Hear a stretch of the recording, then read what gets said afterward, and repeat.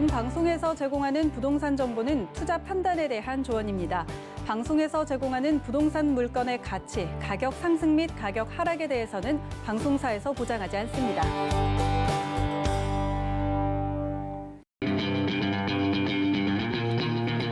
안녕하세요. 황금부동산 투자 황부자 시즌2 진행의 강주리입니다. 최근 인천 주택시장의 움직임이 지난해 규제지역 지정 이후로도 예사롭지 않은 모습입니다. 특히 연수구와 부평구 등에 비해서 좀 저평가를 받아오던 서구 지역이 최근 신고가를 이어가며 변신을 거듭하고 있는데요. 그래서 오늘은 인천 서구의 청라국제도시에 대해서 한번 분석하는 시간 가져보도록 하겠습니다.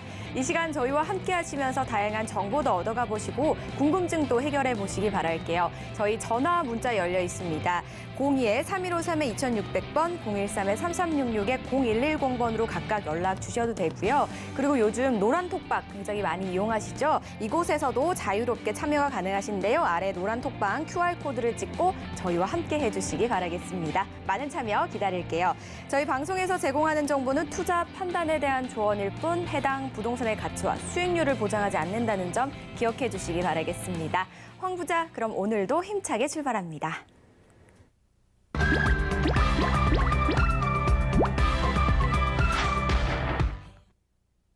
오늘 함께 하실 분 바로 만나보겠습니다. 황스인베스트의 황진현 대표 자리하셨습니다. 안녕하세요, 대표님. 네, 반갑습니다. 황지현입니다. 세상 살다 보면 몰라서 손해보는 것만큼 억울한 일이 또 없습니다. 부동산만큼은 몰라서 손해보는 일 없도록 오늘도 힘이 되는 정보 드리겠습니다. 네, 몰라서 손해보면 참 억울하죠. 그런 일이 없도록 저희 황 부자와 함께 해주시기 바랄게요. 자, 그럼 첫 번째 저희가 지역부터 한번 만나보도록 하겠습니다. 오늘의 분석 지역은 인천의 푸른 보석을 넘어 세계의 푸른 보석으로 빛날 도시, 청라국제도시입니다. 인천의 경제 자유구역을 형성하고 있는 도시로서 주거는 물론 업무와 산업 기능까지 모두 갖춘 자족도시 청라에 대해서 알아볼까요? 청라국제도시는 간척 사업에 의해 탄생한 땅으로 면적은 약 17.8제곱킬로미터, 여의도 면적의 약 7배 크기며 계획 인구수는 원래는 9만 명이었으나 현재 10만 6천여 명이 거주하고 있습니다. 앞으로도 남은 분양 계획이 많아 향후에도 인구가 더욱더 늘어날 것으로 보입니다. 청라국제도시는 경명대로나 서인천 나들목을 통해 서울로의 진출이 용이하고 영종대교만 건너면 인천국제공항에 도달 가능한 우수한 입지를 자랑하는데요. 향후 지하철 7호선 연장으로 6개의 신규 역사가 만들어지고 공항철도로의 환승도 가능해져서 청라국제도시의 입지를 더욱 탄탄하게 만들어줄 전망입니다. 청라의 주요 상권은 도심을 가로지르는 인공수로인 커넬웨이를 따라 형성돼 있으며 공원처럼 산책하는 공간에 상업시설이 조성돼 있어 쾌적한 환경을 자랑하고 이곳의 야경은 오사카 도톤보리를 연상시킬 정도로 화려하게 빛납니다. 호수공원이 완공되면서 늘어난 인구 유입으로 시세 또한 지속적으로 상승한 청라국제도시. 앞으로도 많은 호재가 기다리고 있어 그 위상이 더욱더 높아질 것으로 기대되는데요. 먼저 청라 호수공원 한가운데에는 지상 448m 높이의 거대 전망타워이자 청라의 랜드마크가 될 청라시티타워가 들어서고 2023년 완공을 목표로 공사 중인 청라 스타필드는 1세대와는 다른 2세대 스타필드로 하남을 뛰어넘는 새로운 개념의 테마파크로 만들 예정이라고 합니다. 그리고 향후 하나금융그룹 본사도 청라국제도시로 옮겨올 예정으로 현재 통합데이터센터와 하나글로벌 캠퍼스가 세워진 하나금융타운도 2023년 완공을 앞두고 있습니다.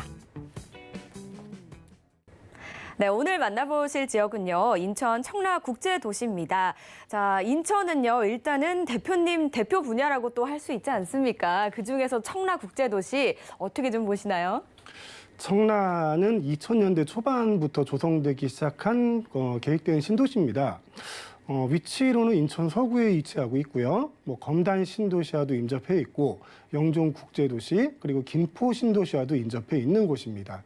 자, 청라는 원래 주거와 업무 공간이 공존하는 도시를 만들겠다는 이런 모토로 지금 시작을 했는데요. 주거 공간에 대한 개발은 거의 완료가 됐어요. 네. 그래서 한 80% 정도 완료했다고 치고 지금부터는 이제 업무 시설과 상업 시설에 대한 이제 개발이 이루어지는 때거든요. 현재만 해도 인구가 10만 명 정도가 거주를 하고 있고 그 업무 시설, 국제 업무 단지라든가 로봇 단지, 그리고 의료 단지, 뭐 스타필드, 뭐 하나금융 본사 이전 등 이런 굵직한 개발 사업들이 진행되면 현재 있는 인원수, 인구 수보다 더 많은 인구가 유입될 것으로 보이고요. 부동산 투자 그 가치적인 측면을 본다면 인구가 늘어난다는 것만큼 좋은 건 없겠죠. 그래서 청라는 아직도 부동산 투자의 가치가 풍부하다, 높다라고 생각하고 있습니다. 네, 아직도 가치가 좀 풍부하다라고 설명을 해주셨는데요. 국제도시라는 명칭답게 주거용뿐만이 아니라 뭐 상업, 업무시설도 함께 공존하는 도시가 목표라고 말씀을 해주셨거든요. 그중에서도 이제 주거 공간은 80% 이상이 이제 완성이 됐고 앞으로는 업무와 상업시설을 계속해서 개발 중이라고 말씀을 해주셨습니다. 그리고 주변 도시들 말씀해 주셨을 때 송도와 또 영종 국제도시도 빼놓을 수가 없는 인천의 대표적인 도시잖아요. 그렇죠. 이 두 도시들과 좀 비교를 해서 청라만의 이제 강점이나 뭐 특징들이 좀 있을까요? 있죠. 어떤 것들이 좀 있을까요? 일단 뭐 송도국제도시 그리고 영종국제도시, 청라국제도시 시작할 때는 거의 비슷했습니다. 네. 개발 시작하는 그 시기는 비슷했는데 서로 지향한 바가 좀 달랐고요. 특히 뭐 영종국제도시 같은 경우는 예. 그 인천공항을 중심으로 한 서물로 위주가 돼 있잖아요. 네. 그래서 아직 개발이 많이 이루어지지 않은 상태라서 영종국제도시와의 비교는 좀 힘들 것 같고요. 네. 송도국제도시는 처음에 이제 첨단 산업단지 그리고 글로벌 그 물류단지를 만들겠다라고 해서 이제 매립을 시작해가지고 송도국제도시를 만든 건데 네. 처음에 의도했던 거와는 다르게 사업 진척이 좀 늦어졌고요. 현재 같은 경우는 이제 주거용의 더 많은 중점이, 활용도를 지금 가지고 있는 도시가 됐지요. 예. 그래서 송도 같은 경우는 아직 개발 상황, 개발 그 진척도를 보면 한 50% 정도만 진행이 된 상태고요. 네. 왜냐하면 거기는 이제 매립을 해서 계속 진행을 네. 하기 때문에. 뒤에 여기 자료가 나오고 있네요. 말씀해 주시는 게 함께 나오고 있는 거죠? 그렇죠. 네. 영종국제도시는 일단 좀 비교를 배제를 했고요. 예. 밑에 송조국제도시의 성질을 좀 성격을 말씀을 드렸고요. 네네. 자, 청라국제도시 같은 경우는 이제 처음에도 잠깐 말씀드렸는데 주거와 업무 공간의 뭐 조화, 공존 이런 예. 모토로 시작을 했거든요. 그래서 지금 그 개발이 진행된 지 한 거의 20년 가까이 돼가죠. 근데 청라 같은 경우는 매립을 통해서 그 토지를 확보한 게 아니라 기존 토지를 이제 활용을 하는 거군요. 그렇죠. 그래가지고 개발이 이제 송도나 영종보다는 좀 빠르게 진행됐어요. 현재 한 80% 정도의 그 진행률을 가지고 있고요. 예. 주거에 대한 개발은 거의 완료가 됐고 아까 말씀드렸다시피 이제 뭐 업무 시설, 상업 시설에 대해서 개발이 진행되는 도시인데 이 송도하고 청라하고 가장 구분되는 게 한 가지가 있습니다. 자, 그거는 이제 서울하고의 접근성입니다. 자, 송도 같은 경우는 경기권하고 가깝게 지금 위치를 하고 있거든요. 그리고 서울로 직접 이어지는 교통편이 아직 마련되지 않은 상태고요. 좀 멀긴 하죠. 네. 근데 청라국제도시 같은 경우는 기존에 있던 경인고속도로도 있고요. 그리고 인천공항고속도로, 그리고 인천공항철도, 그리고 좀 이따도 얘기하겠지만 지하철 7호선 연장 사업 같은 경우 서울하고 직선 거리가 자동차로 이동하는 거리가 거의 10km 내에서 서울로 진입할 수 있거든요. 10km요? 네. 굉장히 가깝네요. 그렇죠. 그래서 이제 그 송도하고 청라의 처음에 그 지역을 채우는 인구의 성격도 좀 달라요. 송도 같은 경우는 인천의 그 주변 연수구나 경기권에서 이제 인구를 채웠다고 하면 청라 같은 경우는 반 이상이 서울에서 내려와서 인구를 채운 경우가 되는 거죠. 그리고 앞으로도 교통 호재나 이런 걸 봤을 때는 서울하고의 접근성은 청라가 훨씬 더 우수한 상태이고요.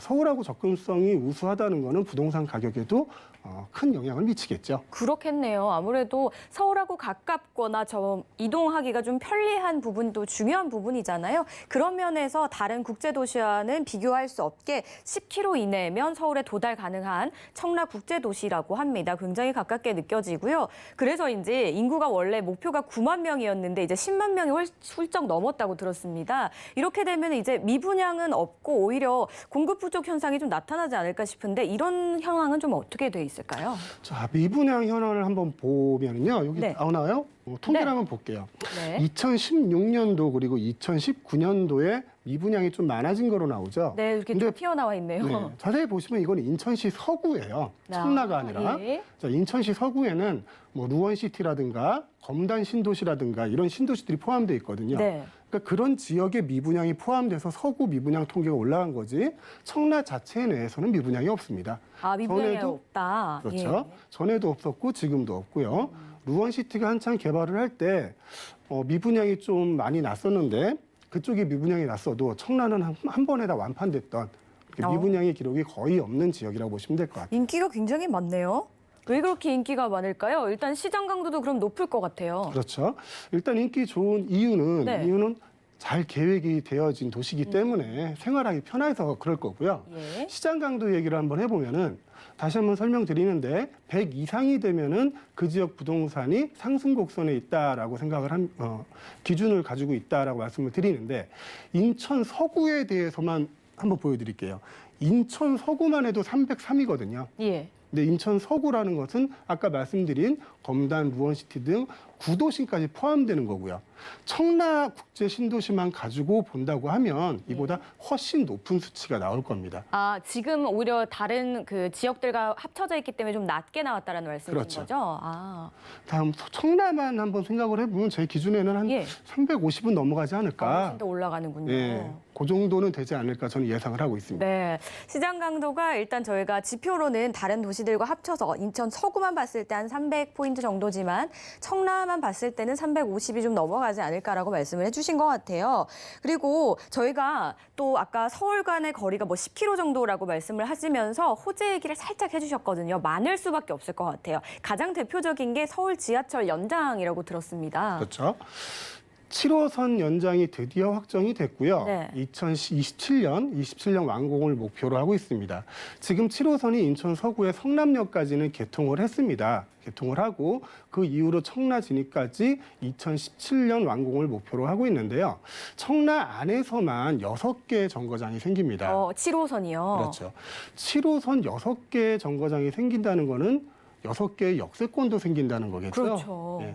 그만큼 유동인구가 많아지고 인구 유입이 될 수 있는 부동산 쪽에서 보면은 교통 호재가 가장 큰 호재거든요. 네. 그 호재 중에 서울과 직통으로 연결되는 7호선이 연장이 확정됐다. 그리고 연장이 된다는 거는 서구 청라 국제도시의 개발 사업들이 굉장히 많은데 그 중에서도 가장 큰 호재가 아닐까 싶습니다. 호재들이 너무나도 많지만 그중에서도 이제 가장 큰 호재가 서울 7호선 연장 사업을 좀 들어주셨는데요. 무려 6개, 7개 여기에 들어선다라고 하셨습니다. 그렇죠. 그러면 그만큼 이제 가치도 상승하고 상권 형성도 굉장히 좀 활발하게 될 것 같아요. 네. 그래서 상권 얘기가 나와서 그런데 사실 대표님은 이 주거형보다 비주거형에 조금 더 중점을 두시잖아요. 그렇죠. 성남국제도시도 좀 그렇게 보시는 걸까요? 당연하죠. 아, 당연합니까? 네. 자, 이 주거용과 네. 비주거용에 대해서 얘기를 하자면 또 얘기가 예. 길어지겠죠. 그래도 중요한 얘기니까 한 번 더 짚고 넘어갈게요. 네. 일반적으로 우리가 부동산 투자를 진행할 때는 주거용에 대해서 많이 진행을 했습니다. 대부분 아파트, 빌라, 주택에 대해서 투자를 진행을 했는데 그게 노후의 연금을 대신할 수 있는 그런 식으로도 활용이 많이 됐는데 현재는 그게 좀 힘들죠. 만약에 투자를 진행을 한다고 하더라도 앞으로 남고 뒤로 미칠 수 있는 그런 상황이 진행이 될 수도 있어요. 그 내용에 대해서는 제가 수없이 말씀드렸기 때문에 오늘은 말씀을 안 드릴게요. 그래서 그 대체로 투자할 수 있는 게 비주거용에 대한 투자입니다. 대표적으로 이제 상가나 오피스텔을 들 수 있는데 오피스텔도 일부는 주택에 포함될 수 있거든요. 지금은 양도세 중과 대상에 포함이 되기 때문에 그래서 규제가 전혀 없는 상가에 대해서 저는 여러 번 강조를 드리고 있습니다. 부동산 가치가 떨어지지 않고 고정적으로 월세 수입 그리고 연금 수입처럼 사용할 수 있는 비주거용 부동산에 대해서 투자를 하는 게 한동안은 맞다. 라고 강조를 드리고요. 그 이유에 대해서도 여러 번 말씀을 드렸지만 주거용 부동산은 앞으로 이제 가격이 조정이나 보합, 하락할 가능성이 굉장히 커요. 가격이 올라가야지만 앞으로 남고 뒤로 미치더라도 남을 게 있을 텐데 그러지 않을 경우에는 굉장한 손해가 나올 수 있겠죠. 그래서 안정적인 비주거용 투자에 대해서 저는 권하고 있습니다. 네. 주거용보다는 조금 더 안정적인 비주거용을 추천을 해주셨는데요. 대표적으로 아무래도 오피스텔과 상가를 들어주셨습니다만 현재 청라국제도시는 이제 주거용이 80% 이상이 완성되어 있기 때문에 뭐 상업이나 업무시설 위주로 개발이 될 거라고 하셨잖아요. 그렇죠? 그래서 좀 상가를 더 주목해 보라고 말씀을 해주시는 것 같은데 이 상가가 가치가 떨어지지 않고 뭐 노후 대비까지 노려볼 수 있다면 너무나도 금상첨화일 것 같습니다. 구체적으로 어떤 상권이 이렇게 될 수 있을지 한번 만나보도록 할까요? 네. 청라국제도시는 상권은 네. 호수공원을 중심으로 크게 두 개로 나눌 수가 예. 있습니다. 자, 호수공원을 중심으로 저기 동부권 상업지역 같은 경우는 네. 주거용으로 개발된 지역입니다. 그리고 주거용이 거의 개발이 끝났기 때문에 저 지역은 상업지도 거의 입지를 다 차지하고 있는 거죠. 자리를 잡은 상태죠. 그리고 호수공원을 중심으로 서부권으로 넘어가면 예. 거기에도 약 한 14,000가구 정도가 있지만 앞으로 업무시설 그리고 상업시설들이 들어올 자리는 서부권이거든요. 동부권보다는 서부권을 그렇죠. 중심으로. 이게 동부권은 개발이 진행된 곳이고 앞으로 개발이 진행될 곳은 예. 서부권이거든요. 네. 그쪽에는 이제 국제 업무단지라든가 스타필드 그리고 로보월드, 뭐 의료 단지 같은 것들이 굉장히 많이 들어오네요. 예, 모든 업무 시설들이 다 저쪽으로 들어온다고 보시면 돼요. 저쪽으로 들어오신다고 보면 되는데 서부 중심 상업 지역이 예. 동부권 중심 상업 지역의 3분의 1밖에 안 됩니다. 그럼 그만큼 더 희소가치가 희소가치가 있다는 있다는 건가요? 거겠죠. 그 지역을 오늘 설명을 드리려는 거죠. 예. 그래서 그런지 이 청라 서부권 항아리 상권이라고 이렇게 좀 빨갛게 주요 표시가 더 되어 있는 것 같아요. 예, 이 부분을 더 참고해 보시면은 좋을 것 같은데 일단은 저희가 어떤 상권을 주목해야 되는지 뭐 동부와 서부, 이 호수공원을 중심으로 한번 나눠보면 좋을 것 같다라는 설명을 들어봤고요. 그리고 지하철역은 어디에 생기는지 일단 그 지도를 통해서도 한번 만나볼까요? 예, 지도를 보시면 네. 여기 이쪽에 보시는 게 호수공원이에요. 예. 호수공원 위에 섬처럼 보이는 게 시티타워역이 예정돼 있는 곳입니다. 청라 시티타워 저기 되어 있네요. 네네. 예. 저 시티타워는 높이가 약 400m 이상이죠. 우리나라에서 가장 큰 전망타워가 될 예정이고요. 네. 시티타워역을 지나서 이제 국제 업무 단지역으로 보시게 되면 예. 한정거장이잖아요. 네. 그 중심에 그 중간에 중심 상업 지역이 있습니다. 아까 그림에서 봤던 빨간색 항아리 상권 예. 그 지역이 이 지역이라는 거죠. 이쪽이 중심 상업지역. 예, 그렇죠. 근데 보시면은 그렇게 넓지 않죠. 넓지 네. 않고 그 역과 역 사이에 중간에 넓지 않은 곳에 건물도 많이 못 들어간다는 거예요. 근데 만약에 상가를 투자할 때 저 중심 상업지를 벗어나서 주택가나 이런 쪽에 투자를 하시게 되면 거긴 근린 상권이거든요. 네. 근린 상권은 거기서 영업할 수 있는 업종의 제한이 굉장히 많습니다. 그래서 중심 상권으로 들어가면 업종의 제한이 거의 없다시피 하니까 자유롭게 할 수 있군요. 앞으로 투자를 했을 때 임차인이 들어왔을 때도 훨씬 높은 임대 수익을 기대할 수 있고요. 자산 가치도 훨씬 높이 올라갈 수 있지 않을까. 그래서 중심 상업지를 중심으로 설명을 드리는 거고요. 네. 이 바깥쪽으로도 보시면 뭐 지식산업센터나 뭐 가스공사, 상등입지 뭐 이런 업무 시설들이 굉장히 많지 않습니까? 그렇네요. 근데 진행된 게 지금 10%도 안 돼요, 업무 시설은.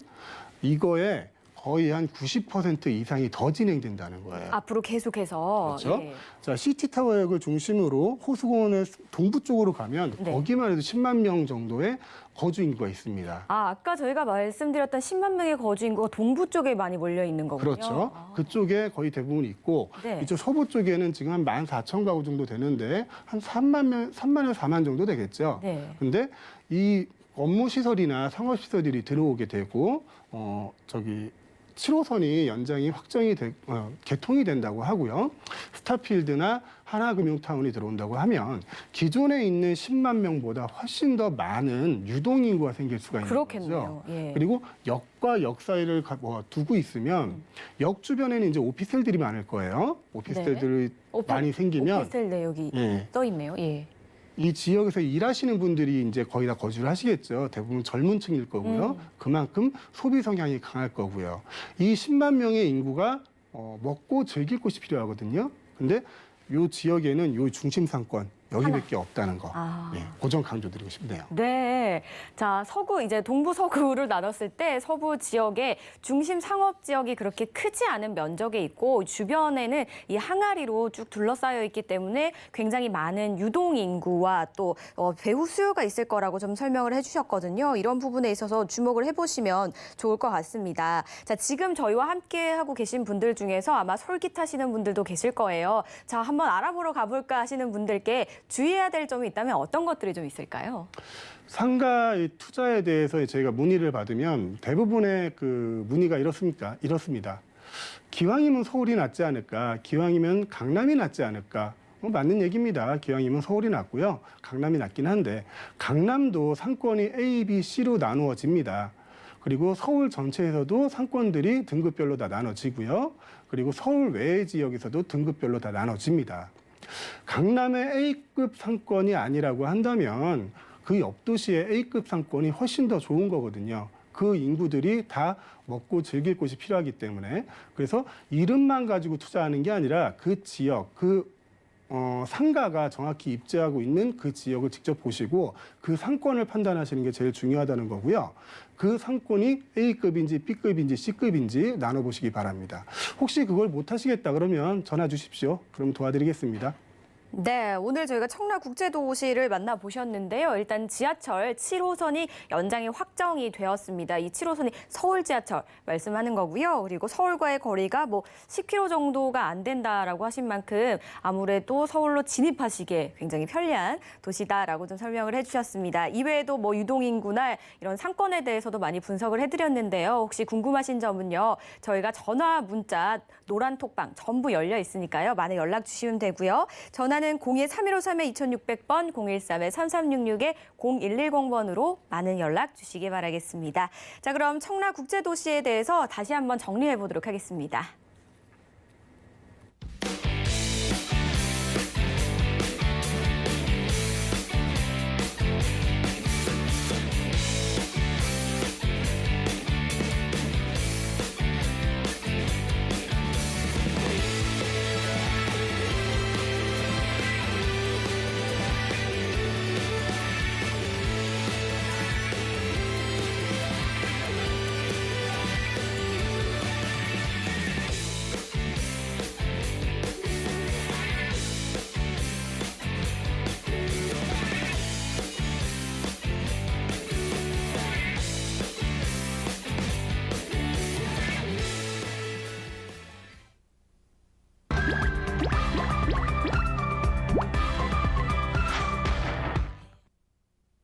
저희 황금부동산 투자 이번에는 이 대담 시간을 한번 가져보도록 하겠습니다. 첫 번째 부동산 이슈부터 한번 만나보시죠. 오늘의 이슈 저격입니다. 우리나라의 금융 불균형 현상이 코로나19 이전 대비 더 심각해져 자칫 2008년 미국 서브프라임 모기지 사태와 같은 대내외 충격을 받으면 집값이 하락할 수 있다는 전망이 나왔습니다. 한국은행의 금융안전보고서에 따르면 금융시장 취약성이 2008년 금융위기 때 수준까지 악화한 것으로 나타났으며 특히 주택가격은 장기 추세와 소득 대비 비율 등 주요 통계 지표를 보면 서울 지역을 중심으로 고평가돼 있을 가능성이 크다는 진단입니다. 특히 올해 들어 서울 아파트 거래량 중 30대 매입 비율이 전체의 약 36.6%를 차지하는 등 3040 세대 매수세가 강세를 보이는 가운데 영혼까지 끌어모은다는 영끌, 혹은 빚을 내 투자한다는 비투 등 무리한 주택 매입에 신중해야 한다는 조언이 나오고 있습니다. 네, 대표님, 우리나라의 이 금융 취약성이 과거에 금융위기 수준으로 좀 떨어졌다라는 이런 평가도 좀 나오고 있고요. 그리고 주택 고평가 가능성에 대한 이야기까지 나왔는데 현재 이 주택 시장 좀 어떻게 보고 계신가요? 금융 취약성이 높아졌다는 얘기는 빚이 많아졌다는 얘기거든요. 네. 빚이 많아졌다는 부채가 많아졌다는 얘기입니다. 개인들의. 그 빚이 많아졌다는 얘기는 다시 다른 얘기로 생각을 해보면 시중의 현금 유동성이 높아졌다고 볼 수 있겠어요. 빚을 내서 시중에 풀렸을 테니까요. 그러니까 시중에 현금이 많아져서 주택시장에 어떤 영향을 주느냐. 예. 지금 이런 걸 한번 따져봐야 되는데 네. 물건의 공급은 제한이 돼 있고요. 현금 유동성만 많아진다. 현금만 많아진다. 이렇게 되면은 부동산을 물건이라고 쳤을 때 부동산 가격이 올라갈까요? 어떻게 할까요? 떨어지는 거 아니에요? 아니죠. 물건이 한정돼 있으니까 올라가겠네요. 그렇죠, 그렇죠. 네네네. 지금 우리나라의 정책이나 예. 뭐 규제나 이런 상황들이 이렇습니다. 자, 부동산에 대해서는 더 이상 공급을 하지 않겠다라고 꾸준히 얘기해왔고요. 시장에는 코로나 사태의 영향도 있겠지만 지금 얘기하는 금융 취약성이 그 외환위기 때처럼 많아진다. 그 정도로 지금 시중에 현금이 많이 돌고 있다는 거예요. 그래서 물건의 가격이 올라간다고 보시면 되는 겁니다. 예. 그러니까 비정상적으로 올라갔다고 우리가 많이 표현했는데 물건의 공급은 제한이 돼 있고 현금은 많이 풀려서 가격이 올라갔다. 현재 상태는 딱 이런 상태거든요. 하지만 앞으로 좀 예상해 볼 수 있어요. 한국은행에서 이제 금리 인상을 하겠다는 시그널을 계속 주고 있습니다. 그게 한 10월 달 정도로 지금 예정이 돼 있는 것 같아요. 그리고 정부에서는 3080 계획을 비롯해서 약 80만 가구 이상을 공급을 하겠다. 그리고 민간 업체에서도 재개발, 재건축 사업을 통해서 주택을 공급하겠다라고 얘기를 하고 있습니다. 그럼 집값은 어떻게 될까요? 공급은 늘어나고 현금 유동성은 줄어들 테니까. 집값은 이제 떨어지겠죠. 그렇죠? 예. 그렇게 예상할 수 있겠죠. 네. 일단 금리를 올린다는 것은 시중에서 투자처를 찾지 못한 그 현금들을 끌어오겠다는 거거든요. 그러니까 시중에 현금들이 점점 줄어들겠죠. 돌고 있는 현금들을 다시 이렇게 돌아오게 하겠다라는 그렇죠. 말인가요? 예. 그리고 주택은 늘어날 것이고 네. 명확관하게 보이는 일이잖아요. 이제 부동산 가격, 특히 아파트 가격은 조정 내지 하락이 예상이 될 수 된다. 있겠다라는 시그널을 지금 계속 주고 있는 겁니다. 한국은행에서 금리를 올리겠다고 해서 얘기를 하고 있고요. 정부에서도 기존에 고수해오던 공급 억제 정책에서 이제 공급을 계속 하겠다라고 밝혀왔거든요. 네. 지금의 그 금융 취약성이 높아졌다라고 지금 얘기를 하는 거는 앞으로 금리를 인상하겠다는 얘기고 시중에 있는 현금을 걷어들이겠다는 얘기예요. 예. 그럼 그 시그널대로 과연 잘 갈까요? 그럴 수밖에 없겠죠, 지금은. 그런가요? 금리에 대해서는 한국은행이 결정하면 기준금리 올리게 되면 현금의 유동성은 많이 줄어들 테니까요. 공급에 대한 거는 시간이 필요하겠지만 금리에 대한 거는 바로바로 효과가 나타날 수 있으니까 공급은 앞으로 계속 공급이 될 것이다라는 시그널과 사업이 진행되는 모습을 보여주면 되는 거거든요. 그러면 지금처럼 패닉바잉 이 식으로 앞으로 이제 이 집은 없을 거야 해가지고 몽땅 투자하는 그런 일은 그런 없겠죠. 심리적인 상태도 좀 없어지겠네요. 그렇죠. 예. 그리고 그거를 매수할 만한 현금의 유동성도 떨어지게 될 것이고요.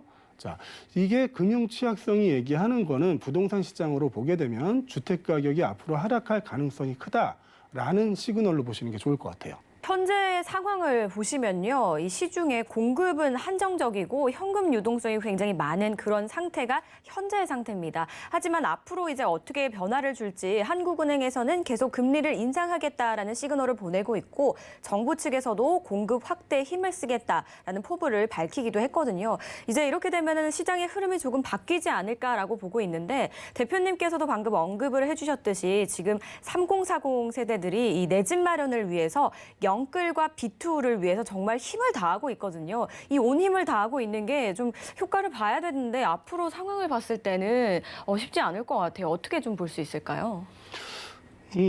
저번 시간에도 제가 잠깐 말씀드릴 것 같은데 앞으로의 주택 공급에 대한 시장의 방향 그리고 금리에 대한 방향은 지금 기준이 서 있습니다. 공급은 늘어날 것이라고 얘기를 계속하고 있고 이미 사업이 진행되는 곳도 있습니다. 자, 올해 안에 40만 가구를 공급한다고 정부는 얘기하고 있어요. 물론 공공개발을 기준으로 해서 얘기하는 거고요. 그중에서 약 21만 가구 정도는 지역을 선택해서 아주 구체적으로 진행이 되고 있습니다. 하지만 그게 지주들의 아직 동의가 다 되지 않아서 진행이 될지 안 될지는 모르겠지만 근 반년 정도를 계속 공급을 늘리겠다라는 시그널을 계속 주고 있는 거거든요. 그리고 한국은행에서도 지금 말씀드린 것처럼 금리를 올리겠다 얘기를 하는 거고요. 자, 앞으로의 상황은 공급은 많아지고 현금은 줄어드는 상황입니다. 자, 지금처럼 비정상적으로 가격이 올라갈 수 없는 상황이 지금 만들어지고 있는 거예요. 그래서 지금 영끌이나 비투를 하실 계획을 가지고 있는 분들이 계시다면 저는 딱 2년만 참으시라고 얘기하고 싶어요. 2년 후에는 지금 나오는 시그널들이 시장의 효과로 나타날 것입니다.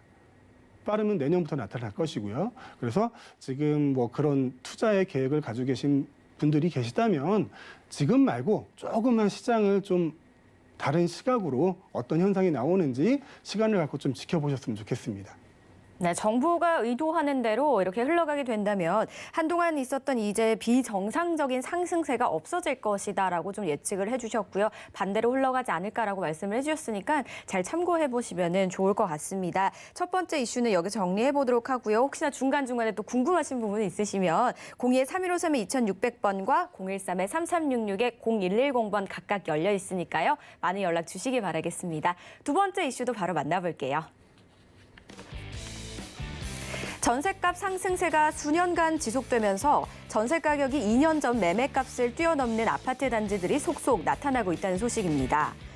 전세 가격 상승의 주요 원인으로는 규제 정책의 영향이 큰 것으로 보이는데요.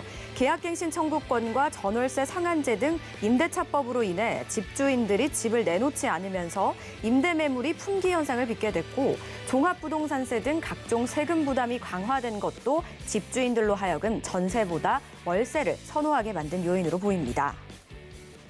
네, 저희가 앞서서 이 집값이 너무 비정상적으로 상승을 했다라는 부분을 조금 언급했었는데요. 그 맥락에 관련된 이야기인 것 같습니다. 전셋값이 2년 전에는 지금 아파트를 살 수 있는 금액보다 이제 비싼 경우를 굉장히 좀 심심치 않게 찾아볼 수 있다라고 합니다. 그야말로 천정부지로 좀 치솟았다라는 얘기로 볼 수 있을 것 같은데요. 이렇게 전셋값이 오르고 전세를 좀 찾아볼 수 없는 이유가 규제 영향이 크지 않을까 싶거든요, 대표님. 규제의 영향이 크다라고 표현하기로는 좀 모자라요. 아, 거의 규제의 규제다. 영향을 받은 거죠. 예. 자, 서울에 자가 보급률이 약 50% 정도 됩니다. 네. 그러면은 50%는 집주인이고 50%는 임차인이거든요. 50% 그 임차인한테 주택을 제공해줬던 사람들이 다주택자들이에요. 지금 뭐 다주택자들이 거의 뭐 범죄자 대하듯이 이렇게 하고 있는데 네. 임대인이 있어야 임차인이 있는 거잖아요. 그렇죠. 임차인이 50%가 있는데 임대인을 임대를 하지 마라라는 정책을 계속 쓰고 있는 거죠. 그럼 이제 공급이 더 줄어들게 되겠네요. 당연하죠. 예. 공급이 줄어든 상태에서 또 보유세 부담으로 월세 전환율도 커지고요. 예. 이 부동산 하나의 물건으로 보면은 유통이 돼야 되는 거거든요. 신규 공급이 일어나거나 기존에 있던 주택의 매매를 통해서 이 물건의 유통이 돼야 되는데 규제 때문에 어느 한 곳을 딱 막아버린 거예요. 그래서 뭐 강물을 한쪽을 가운데를 딱 막았다고 생각하면 한쪽은 강물이 넘쳐서 흐르고 한쪽은 메말라 있고 이런 현상이 나오는 거거든요. 이 물건을 시중에서 계속 유통이 되게끔 해주면 임차인과 임대인 사이에서 시장 가격이라는 게 형성이 될 거예요. 거기에 대해서 전세 가격이 평균가가 나올 텐데 지금 같은 경우는 인위적으로 만들어 놓은 거죠. 계약갱신 청구권을 써서 4년 동안 물건이 안 나오게 한 거고요. 자, 이게 뭐 100% 잘못됐다는 얘기는 아닌데요. 4년 동안 그 물건이 고여있게 만들고요. 신규 공급을 안 했기 때문에 기존의 임차인들이 다시 갈 곳이 없습니다. 지금은 이사철 뭐 이런 개념도 별로 없을 거예요. 빈집만 있으면 전셋집만 나오면 무조건 가야 되는 상황이 온 거죠. 선택하기가 힘들어진 상황이죠. 그렇죠. 월세를 내는 것보단 전세자금 대출 받아서 이자 내는 게 훨씬 싸거든요. 네. 그리고 2년 동안은 4년 동안은 마음 놓고 살 수 있고요. 그렇죠. 그다음에 이제 임대차 전월세 상한제가 있잖아요. 임대인 입장에서는 2년 후에 그분이 계약갱신 청구권을 쓰면 재계약을 한다 그러면 5%밖에 못 올리거든요. 맞아요. 시세가 얼마든지 올라가든 간에 그걸 예상하면은 시작할 때 가격을 많이 올려놓는 방법밖에 없겠죠. 그래서 거의 매매가에 육박하는 전세가가 나오는 겁니다. 자, 이런 비정상적인 기현상들이 일어나는 게 시장 기능을 규제로 다 막아놔서 그래요. 그러니까 처음에 하신 것처럼 규제의 영향이 있지 않을까 하는 게 아니라 거의 대부분 규제의 영향입니다. 그러니까 자연스럽게 흘러가야 되는 시장을 규제로 인해서 좀 좌지우지하려는 상황이 어느 정도 있다 보니까 좀 이런 현상이 생긴 거겠네요. 그렇죠. 자, 이게 뭐 정부에서 얘기하기에는 한시적인 효과다. 네. 조금만 지나면 나아질 거다라고 얘기를 하지만 지금 벌써 몇 년째입니까? 공급을 늘려주든가 아니면은 유통이 되게 매매를 풀어주든가 둘 중에 하나는 해야 임차인이 갈 곳이 나올 텐데 그 두 군데를 지금 다 막아놨거든요. 네. 그 혈관에 피를 딱 막아놓고 이쪽에는 왜 손이 차갑지? 이렇게 얘기하는 거 비슷한 내용인 것 같아요. 그래서 이런 규제들의 내용이 합리적으로 바뀌지 않는다면 이 전세난은 앞으로도 더 지속될 겁니다. 규제 내용이 바뀌지 않는 한 전세난은 계속 지속될 거라고 말씀을 해주셨습니다. 일단 전세 기간이 정해져 있기 때문에 2년이든 4년이든 돌고 도는 게 필요하거든요. 그런데 이렇게 전세 기간이 끝날 때는 또 전세가 잠겨버립니다. 월세로 그렇죠. 전환이 되거나 굉장히 상승을 하면서 이 모든 게 이제 임차인에게 전가가 되는 거잖아요. 그렇죠. 이게 그럼 계속해서 이어질 거라고 좀 보시는 걸까요? 잠깐 말씀드렸지만 네. 시장의 공급이 이루어지지 않는 한은 네. 전세 가격 상승은 뭐 불가피할 수밖에 없고요. 눈에 보이는 그런 상황이고요. 월세가 많이 늘어날 거고요. 전세는 줄어들고, 자, 임차인은 갈 곳이 없어질 것이고, 임대인은 임대 놓기가 힘들 것이고, 자, 이 악순환이 계속 반복이 되는 거죠. 기존에 전세로 놓였던 그 집도, 그 임대 물건도 부유세 부담 때문에 이제 반전세나 월세로 많이 넘어가고 있다는 걸 우리 확인을 했잖아요. 네. 그래서 이제 전세 물건 자체가 품귀 현상을 갖게 되고, 임대인 입장에서는 전세를 놓을 수 없는 상황으로 지금 만들어 가고 있는 거죠. 그래서 앞으로도 전세를 찾기는 점점 더 힘들어질 거라고 예상을 저는 합니다. 맞습니다. 요즘 부동산에 가면 전세를 찾기가 정말 너무 힘들다라고 하더라고요. 그리고 하나라도 또 나오면은 굉장히 이 경쟁도 심하다라고 합니다. 그만큼 공급이 줄어들게 되는 거고요. 또 그러다 보니까 전세가율이 굉장히 또 올라가서 많은 임차인들에게 힘든 상황을 좀 안겨주는 게 아닐까 싶거든요. 이제 상반기가 이제 막 지나서 하반기에 들어섰습니다. 그럼 하반기에도 이 전세 시장에 계속해서 상승세와 또 전세 를 찾아볼 수 없는 그런 현상이 좀 나타날까요? 당연하죠. 너무 슬프네요. 이런 현상은 예. 현재 있는 정책이 획기적으로 바뀌지 않는 이상 아마 계속 반복될 거라고 저는 예상하고 있습니다. 그럼 올해까지는 보셔야 되는 걸까요? 어떻게 해야 될까요? 신규 공급이 늘어나지 않는 네. 신규 공급이 계획되고 앞으로 그 주택이 공급될 때까지는 최소한 2년에서 3년이 시간이 필요하거든요. 네. 그리고 뭐 다른 도심 내 재건축이나 재개발이 진행될 때도 이주 수요들이 굉장히 많이 나오고요. 그 이주민들이 갈 곳도 없고, 그게 앞으로 한 신규 공급이 이루어지는, 아니면은 매매를 양도세 완화를 해서 매매가 될 수 있는 상황을 만들어지기 전까지는 계속 반복될 거라고 저는 봅니다. 그럼 전세값도 앞으로 더 많이 오를까요? 전세 이미 가격이 높거든요. 오른다기보다 네. 전세 자체가 많이 희귀해질 거예요. 아, 물건 자체가. 그렇죠. 거의 다 반전세로 아니면 월세로, 아니면은 반전세 아니면 월세. 임대인이 버틸 수가 없거든요. 거기에 대한 세금을 빚을 내서 낼 수는 없으니까. 그래서 이제 임차인한테 다 이게 책임이 전가가 되는 거죠. 네. 처음에는 임차인을 위한다고 만들었던 정책인데 지금은 임차인이 힘들어지는 구속하는 정책으로 지금 바뀌었다고 말을 하면 좀 심한 걸까요? 아니 그런데 이게 수치상으로 봤을 때도 최근 3개월 들어서 전세난이 진짜 최악의 상태라고 하더라고요. 네. 근데 더 심해진다는 건 뭐 어떻게 저희가 좀 예측을 해봐야 되는 걸까요? 기본적으로 이제 3기 신도시가 예. 진행이 되면 사전 청약이 진행이 되잖아요. 네. 그러면은 그분들은 기존에 그쪽을 3기 신도로 가시려는 분들은 어차피 더 임차를 하고 살아야 되거든요. 그 수요가 그대로 남아 있는 거예요. 근데 공급 자체는 늘어나지가 않는 거죠. 네. 그리고 도심 자체 내에서는 공공 재개발이니 재건축이니 해서 이주 수요가 계속 늘어나겠죠. 자, 그분들도 임차 물건이 필요한데 임대인들에 대한 구속으로 인해서 임대 물건이 나오지 않는 거잖아요. 그렇죠. 그러면 그 이주민들이 당장 갈 곳이 필요하잖아요. 갈 곳이 없어지는 예. 거죠. 예. 그러면 기존에 나와 있는 임대 물건들이 그 희소성이 점점 올라가고 네네. 월세 자체가 올라가고 전세라는 건 거의 찾아보기 힘들 것이고 반전세에도 월세가 올라갈 것이고요. 신규 공급이 아주 획기적으로 늘어나거나 아니면 아까 말씀드렸다시피 정책의 변화로 기존에 있던 다주택자들이 임대로 물건을 내놓을 수 있게 되거나 라는 그런 획기적인 방법이 나오지 않는 이상은 최소한 3년 정도는 이런 상황이 예. 지속되지 않을까 싶습니다. 단순히 올해 하반기뿐만이 아니라 향후 뭐 1, 2년, 2, 3년 내까지 이런 획기적인 저희가 공급 정책이나 정책의 변화가 있지 않는 이상은 이런 시장 상황이 좀 반복되지 않을까라고 말씀을 주셨거든요. 웃으면서 이야기하고 싶은데 좀 힘든 이야기라 참 웃음이 안 나올 정도로 좀 참담하네요. 그래도 앞으로 많이 힘을 내서 시장의 변화가 찾아왔으면 좋겠습니다. 혹시나 이런 답답한 부분들 해결하고 싶으면 저에게 전화 주시면 됩니다. 02-3153-2600번, 013-3366-0110번 많은 연락 주시고요. 다음 이슈도 바로 만나볼게요. 집값 안정이 국가적 화두로 떠오른 가운데 대권 도전자들의 공약 경쟁이 벌써 가열되고 있습니다. 내년 봄 대선에서도 부동산이 가장 뜨거운 이슈가 될 것으로 보이는데요. 우선 현 정부가 공급 대책을 소홀히 했다는 인식 아래 여야 후보들은 파격적 공급 공약을 제시하고 있습니다. 전국의 대학들의 주택을 지어 임대로 공급하자는 의견도 있고 김포공항 부지를 개발해 주택 공급이 가능하다는 얘기도 나왔습니다. 이외에도 장기 임대형 주택을 뜻하는 기본주택이나 사회주택 등의 개념이 등장하는가 하면 양도세와 보유세의 전면 폐지론까지 공약으로 나오고 있습니다.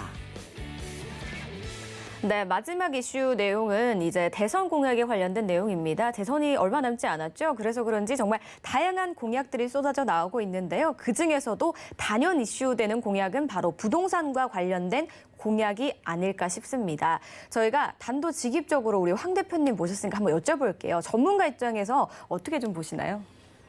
역시 대선이 가까워 오기는 온 것 같습니다. 네, 그리고 들썩들썩하죠. 이번 대선에서는 부동산에 대한 정책이 당락에 굉장히 중요한 역할을 한다는 것도 다 인정하는 것 같고요.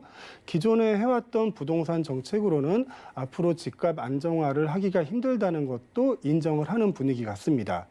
자, 대선 공약들이 많이 나오고 있는데 이분들이 말씀하시는 것들이 뭐 현실 가능성이 있냐 없냐 이런 걸 따지기 전에 이분들이 아직 뭐 대선 후보가 아니잖아요. 예. 그래서 뭐 공약이 실현 가능하냐 안 하냐 이런 걸 말씀드리긴 좀 뭐하고요. 네. 저는 앞으로 나와야 되는 이제 부동산 정책은 시장을 위주로 시장의 기준이 돼서 정책을 끌어가는 게 맞지 않나. 자, 공급과 수요가 맞아서 가격이 결정이 되는 건데 지금은 공급은 잡아놓고 수요도 잡아놓고 적정 수준이 여기니까 이 가격에서 거래를 한번 해보세요. 라고 그냥 던져놓는 거거든요. 그러다 보니까 이제 가격이 비정상적으로 많이 상승을 했고요. 물론 코로나의 여파도 있겠지만 자, 이런 거 말고 시장에서 파는 사람과 사는 사람, 물론 어느 정도의 정부의 규제는 있어야겠죠. 근데 그 가격까지 뭐 얼마에 팔아라? 지금 뭐 분양가 상한제 이런 게 그런 거거든요. 그리고 뭐 건설회사에 지급 보증해 주는 거 이런 것도 이제 분양가에 직접적인 영향을 끼치고 있는 거니까 이런 거 말고 좀 시장에 맡기는 아주 건전한 쪽으로 정책이 좀 나왔으면 좋겠다라는 생각이 좀 들어요. 네, 일단 시장을 중심으로, 그러니까 한마디로 실수요자들의 중심으로 된 정책이 좀 나와야 되지 않을까라는 말씀이신 것 같아요. 그러니까 현실 가능성이 있는 그런 정책을 원하신다라고 보시면 될 것 같은데 지금 현재 다양한 이제 대선 후보들의 공약을 한번 살펴보시면 앞서서 이슈에서 살짝 언급을 했습니다만 이제 전국 대학교에 이제 임대로 공급하자는 것도 있고요. 김포공항의 부지를 개발해서 주택 공급을 가능하게 하겠다라는 의견도 있습니다. 다양한 것도 있지만 일단 이 부분부터 한번 이야기를 좀 나눠보면 좋을 것 같아요. 솔직히 말씀드리면 이건 실현 가능성이 거의 없다는 얘기죠. 아, 없나요? 네. 왜죠? 네. 대학을 개조해서 기숙사를 만든다 그러면은 그건 누구 허락을 받고 만들어야 되는 건가요? 자기 소유가 아닌 거에 대해서 대선 후보가 됐다고 해가지고 정책을 마음대로 만들고 자, 이 대학교는 기숙사 만들게 주세요. 이럴 수는 없는 거잖아요. 네. 소유주가 아직 허락한 상태도 아니고요. 그게 뭐 이게 정확한 대선 공약이라고 저는 보여지지도 않고요. 물론 아까 뭐 김포공항 얘기도 나가긴 나왔는데 예. 김포공항에 대한 얘기는 그 전부터 좀 얘기가 좀 나왔었죠. 근데 그거는 제가 뭐 군 관계자가 아니라 김포공항 자체가 민간만 그 이용하는 그런 목적으로 공항 자체가 있는 건 아닐 거예요. 그 주변에 군 시설도 많이 있을 거고요. 그쪽하고도 연관돼서 얘기를 해야 될 텐데, 자, 이런 거를 제가 지금 100% 알고 된다 안 된다 이렇게 말씀을 드릴 수는 없는 거고요. 지금에 나와 있는 내용들만 보면 좀 현실적으로 진행되기가 좀 힘들지 않을까. 그리고 이분들이 실질적으로 대선 후보가 아닌 상태에서 네. 이거를 공약이라고 얘기하기도 좀 애매한 거죠. 그래서 나중에는 이분들이 철저한 검증을 가지고 실현 가능한 얘기를 가지고 부동산 정책에 대한 공약을 좀 해주셨으면 좋겠습니다. 예, 그렇군요. 자, 일단 이 공약 자체가 아직 확실한 공약은 아니지만 현실 가능성 부분에서도 조금은 낮다라고 보시는 것 같고요. 그리고 현실적인 공약으로 발전하기에도 조금 낮지 않을까라고 생각을 하시는 것 같아요. 이런 부분들은 이제 정말 대선 후보가 되셨을 때 그때 이제 공약이 제대로 나왔을 때 한 번 더 분석을 좀 해보는 시간을 가져보면 좋을 것 같고 저희가 이슈의 쭉 내용을 보면 기본주택, 사회주택 공급 이라는 내용도 나왔고요. 그리고 가장 중요한 이 세금 문제, 세금 때문에 임차인들에게 전가가 되는 경우도 많고 피해를 보는 경우도 많고 전세도 줄어들고 있는 뭐 그런 상황이거든요. 그렇게 봤을 때 양도세와 이제 보유세를 전면 폐지하겠다라고 이제 원희룡 현재 제주도지사께서 이렇게 말씀을 좀 해주신 것 같거든요. 어떻게 보시나요? 이것도 뭐 실현 가능성이 거의 없죠. 아, 없나요? 네, 뭐 지금 몇 년째 전 네. 세계적으로 지금 재정 정책이 확대 재정 정책을 쓰고 있습니다. 네. 그만큼 나라 빚이 많아졌다는 거죠. 그리고 복지 국가를 기준으로 많은 나라들이 가고 있잖아요. 그러면 나라에 대한 재정이 굉장히 많이 중요하게 됩니다. 자, 지금 수많은 그 욕을 먹으면서 예. 이렇게 표현해야 될지 모르겠는데 욕을 먹으면서 세금을 올려놨어요. 예. 세금을 올려놓고 세금 올려놓고 거기에 대한 재원을 충당해서 복지 사업을 하겠다. 그리고 지금의 확대 재정 정책을 썼던 것에 대해서 이제 그 세금 걷어서 빚도 갚고 해야 될 거 아닙니까? 네. 자, 이런 부분들이 있는데 갑자기 지금 종부세와 양도세를 폐지를 한다. 자, 이 부분은 대선 후보 혼자서 할 수 있는 게 아니고요. 예. 국회에서 입법을 거쳐야 되는 거고요. 아, 과정이 이제 필요하군요. 그렇죠. 기존의 정부에서 이런 세수 수입이 있었는데 이거를 폐지를 한다? 더 많아졌는데 폐지를 한다? 쉽지 않겠네요, 이게 포기하기가. 우리나라에서 뭐 석유나 이런 게 나오지 않는 이상은 예. 쉽지 않은 얘기라고 저는 생각을 합니다. 그럼 다른 방면에서 이제 세금을 더 걷어들이게 될까요, 혹시나? 기본적으로 이제 요번에 코로나 사태를 겪으면서 예. 그러니까 우리나라는 세금이 많이 올라갔어요. 법인세도 올린 나라가 뭐 저희 나라밖에 없다 그러고요. 리쇼어링으로 해서 해외에 있는 기업들도 우리나라에 들어오라고 투자 유치를 하겠지만 워낙에 세금도 비싸고 규제가 많기 때문에 그 기업들이 돌아온 곳이 딱 한 곳 있다 그러네요. 그런 내용들을 보면서 부동산 쪽에 일반 경제적인 문제에 대해서 뭐 경제 전문가는 아니지만 그쪽에서도 힘든 내용을 가지고 이 부동산 쪽에서 세금을 내려서 다른 정책을 핀다? 이거는 좀 현실적으로 불가능하다. 그렇게 저는 생각이 들어요. 그렇군요.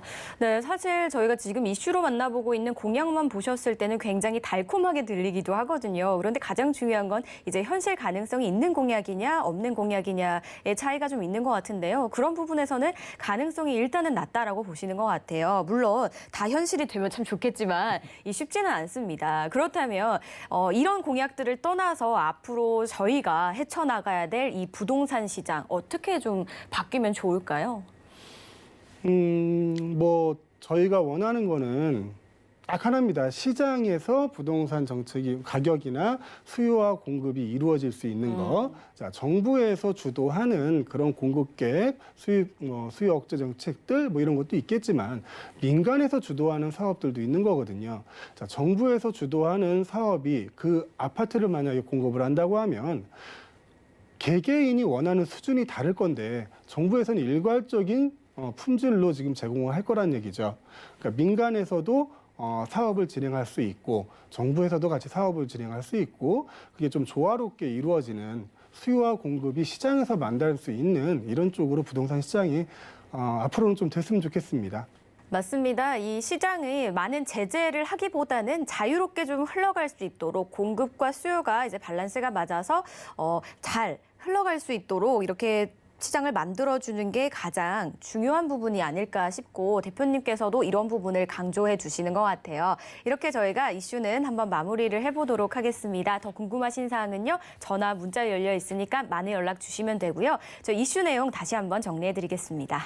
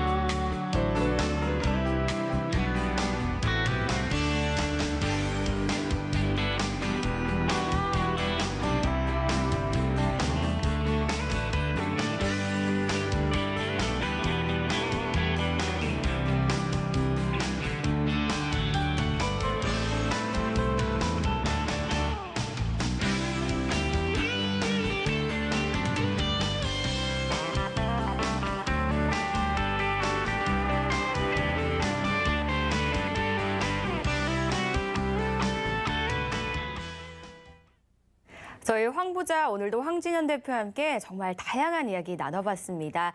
이렇게 귀한 시간 내주셔서 좋은 말씀 주신 대표님 여기서 인사드릴게요. 고맙습니다. 저희 방송에서 제공하는 정보는 투자 판단에 대한 조언일 뿐 해당 부동산의 가치와 수익률을 보장하지 않습니다. 방송은 끝난 이후에도 네이버 TV와 서울경제TV 홈페이지에서 언제든지 다시 보기도 가능하시고요. 상담 전화, 문자도 열려 있습니다. 그리고 여러분 노랑톡박 아시죠? 거기에도 많은 참여 부탁드리도록 하겠습니다. QR코드 찍고 함께 참여해 주시기 바라겠습니다. 저희가 준비한 소식은 여기까지입니다. 시청해 주신 여러분 고맙습니다.